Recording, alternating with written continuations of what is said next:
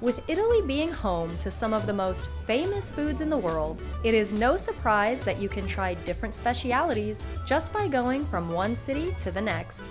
And Florence is no exception. The city is steeped in history, from the architecture and the arts to the deliciously unique gastronomy. As the list of ingredients, dishes, snacks, treats, and sweets goes on forever, trying to understand the food culture in Italy can be pretty overwhelming. Just gonna overlook my fear of it. We're just gonna go for it. So it's best to be done in bite-sized chunks and with a glass of wine. You can also try the best the city has to offer for about €25. Yeah, you heard that right. After eating our way around almost every corner of the city, and with €25 in hand, here are our top 5 must-try foods in Florence, with a special bonus at the end. Subscribe to travel with us through all 20 regions of Italy. Kicking off our list is Gusta Pizza. Located on the other side of the river, in the hip and funky neighborhood of Santo Spirito, is Gusta Pizza. Owned by a couple guys from Naples, it is known for its authentic Neapolitan-style pizza, and it is our absolute favorite pizza place in all of Florence. While there are plenty of delicious options to choose from, with prices that vary, our go-to is the €6 margherita pizza.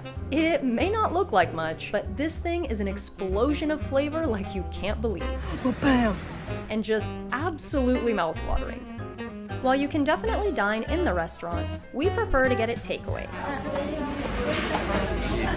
Grazie mille. Buona giornata. And enjoy it while sitting on the steps in the piazza, taking in the lively atmosphere, day or night.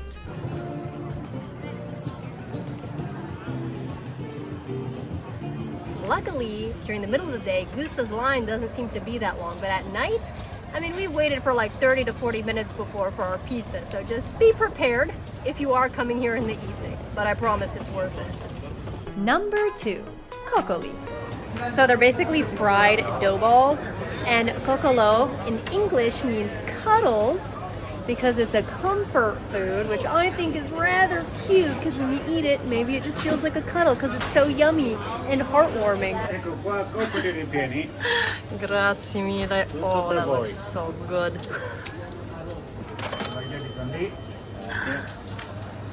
We've gotten our coccoli. These are filled with prosciutto crudo, which is raw ham, and stracchino cheese, which is a soft cheese similar to mozzarella. It doesn't really get a rind, it just gets soft.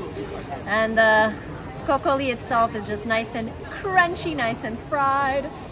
It smells so good.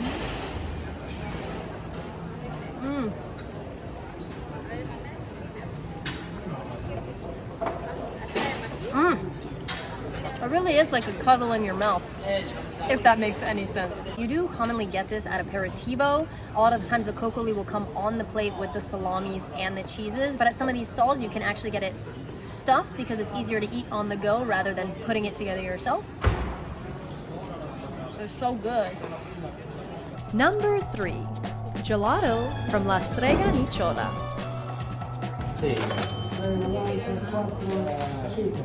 Today we are at La Strega.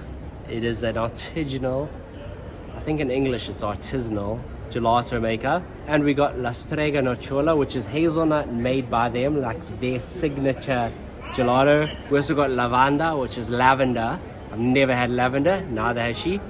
And we also got a flavor called crema bontalenti.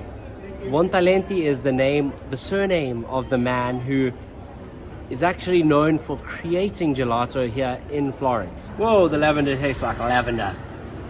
I've never had lavender. That's good. Now for the crema bontalenti. You can see it's a bit more yellow because it has eggs and sweet wine from what the original ingredient has. I don't know if they still use sweet wine, but let's see. That one tastes like eggs.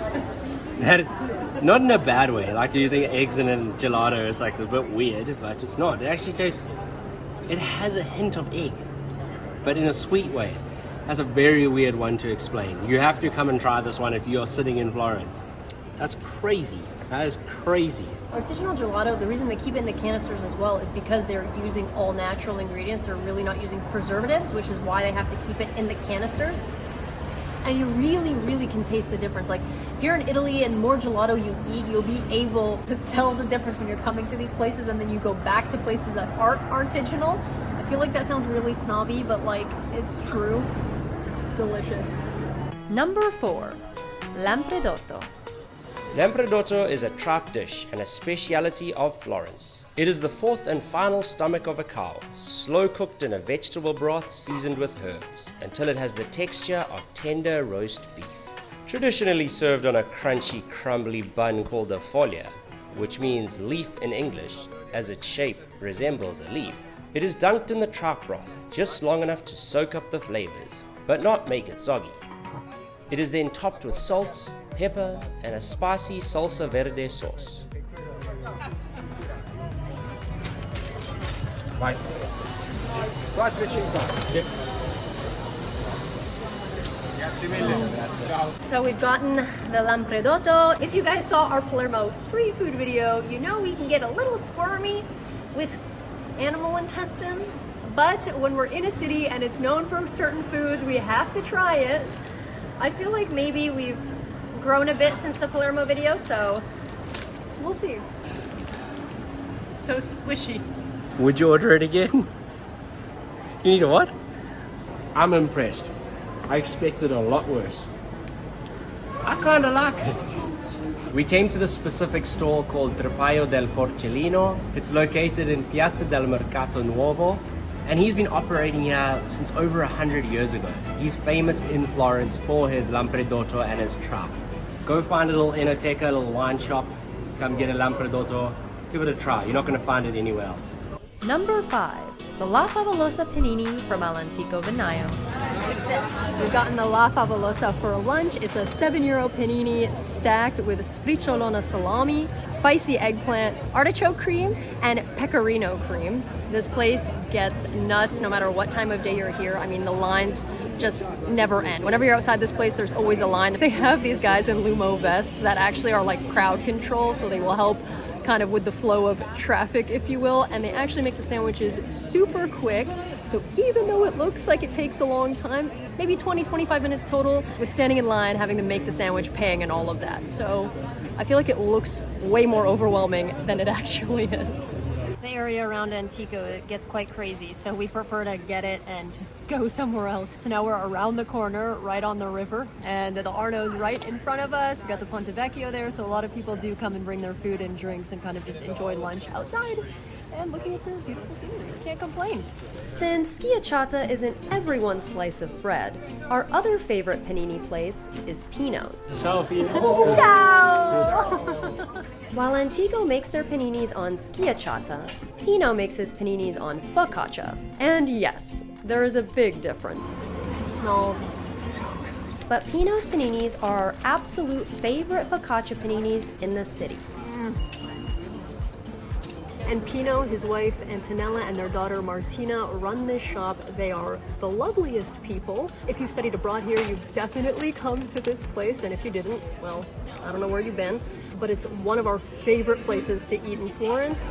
So excited to dig in. And their paninis also cost around €7. After eating your way through the city, and with all 25 of your euros spent, now it's time for our bonus tip. It's going to be the most expensive steak I've ever eaten, but apparently it's delicious. Of course, this list would be incomplete without the famous Florentine steak, Bistecca alla Fiorentina. For all the meat lovers out there, and for an experience unlike any other, the Florentine T-bone steak is an iconic delicacy that holds a special place in the heart of the city. That's a big cut of steak. Typically from the Chianina breed of cattle, and weighing anywhere from 1 to 4 kilos, or 2 to 8 pounds, the steak is grilled over a wood fire until it develops a charred crust on the outside while remaining rare and juicy on the inside, then traditionally seasoned only with salt on a sizzling hot stone. This thing is a beast. We visited Trattoria Dell'Oste. With 4 steakhouses across Florence, this is an experience not to be missed for any steak lover or culinary enthusiast. It does have a hefty price tag that ranges anywhere from €85 and up, but if you've seen our full video on it, then you know we definitely think it's worth it. I'm actually a little bit speechless on this one. Comment below and let us know what your favorite Florentine food is, and subscribe to travel with us through all 20 regions of Italy. Wow.